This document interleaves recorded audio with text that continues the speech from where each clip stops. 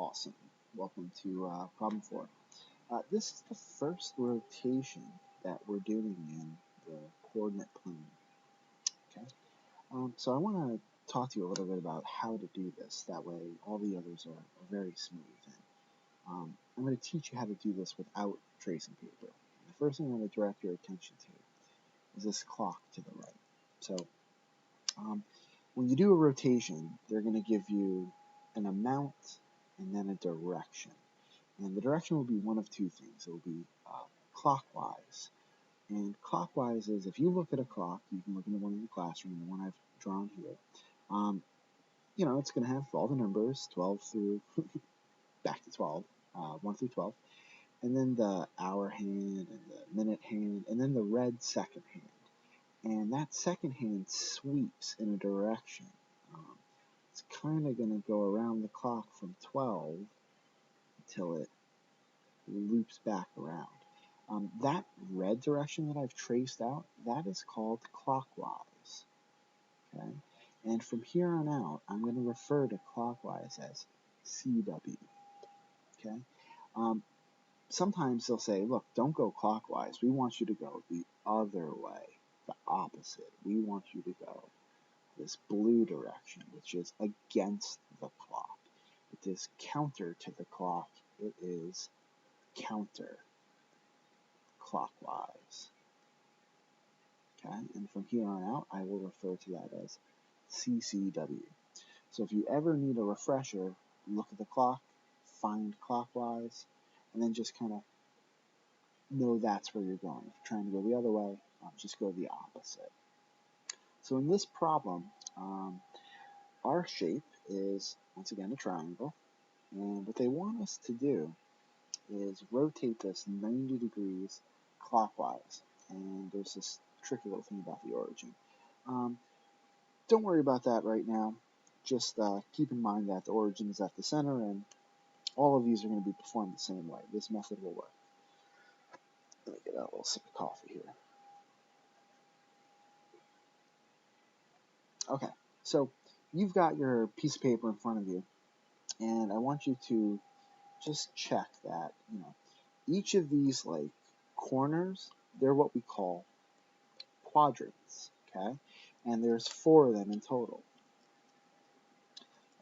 Actually, 2 is over here, 3 is here, and 4 is down here, okay? So when your shape, when it rotates 90 degrees, it's going to shift into the next quadrant. It just depends if you're going counterclockwise, the blue. Actually, that's clockwise. Sometimes I get mixed up. If you're going clockwise, that clockwise direction, okay, or you're going against the clock, counterclockwise. So 90 degrees means it shifts one quadrant.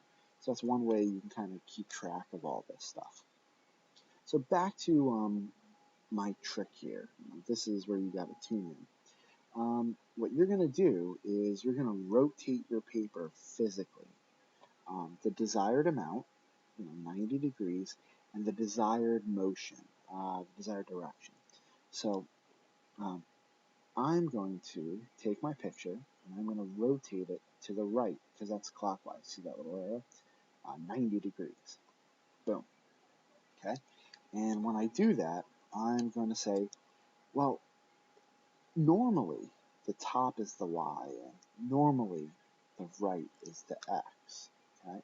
And this is what you see right now is what a rotation of 90 degrees will look like. Your image should land exactly where I have it, okay? So what I'm going to do is, and what you should do is, in your margin, you should start taking down the coordinates of the shape, because this is what it would look like if you had actually done the rotation. So I'm going to be like, okay, x prime, pretending this is y, pretending this is x. It didn't move. It's 0, 0, 0, 0, 0. And w, all right? Remember, this is y, so this is x. So this would be like -1 in the x direction. So w prime is -1 in the x direction. And in the y direction, it would be positive 1, 2, 3. Okay?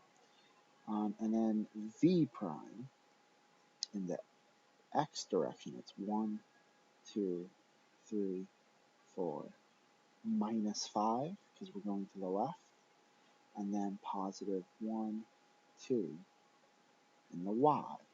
Okay? So after you've done all that stuff, after you've written down the coordinates of your transformation after you spin the paper, what you're going to do is spin the paper back. I'm going to rotate it back.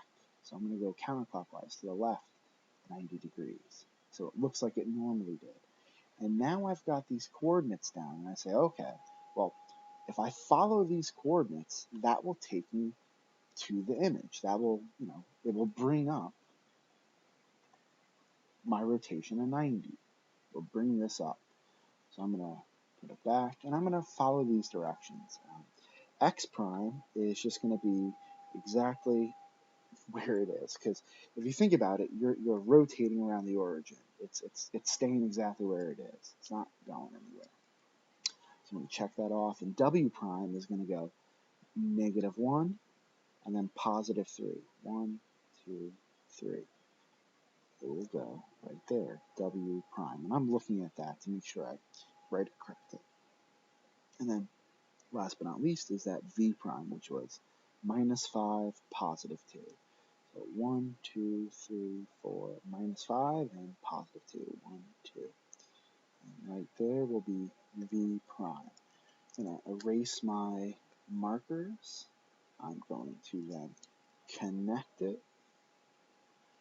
And there is my rotation of 90 degrees clockwise about the origin. And I'll just show you, it maps on. I think it does at least. And close enough. The image isn't perfectly scaled, and you can see like my triangle got shifted. But you see the method. Thanks for following along, and the other rotations will be much quicker. I'll see you in the next problem.